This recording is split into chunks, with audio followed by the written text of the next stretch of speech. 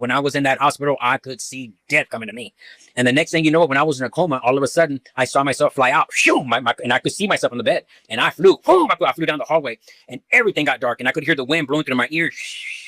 And all of a sudden, the only time I could see what was there was lightning and thunder. And the next thing you know, I remember looking down, and I was over this desert, huge desert, and I could see huge holes. They were like 5 to 6 stories deep, and there was one person in each hole. And I remember flying into one, and there was a lady just laying there. She was just shaking, and I flew around her body, and then my face went right to her feet and all the way up to her face, and I could see her skin look like it was melted to her bones. But the thing is, she was still crying. She was horrified.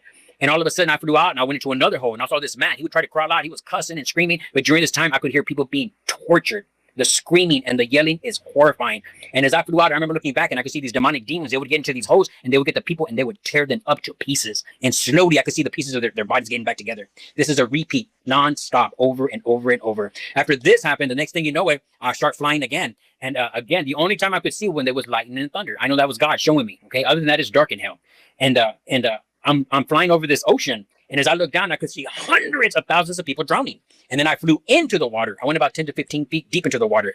And when I got there, as I was like in a standing position, and I could see these people just sinking. And all of a sudden, this one lady, she was right here, and her arms were out. I could see her hair floating. All of a sudden, her eyes opened, boom, and shoot, we got out of the water. She started screaming and gasping for air.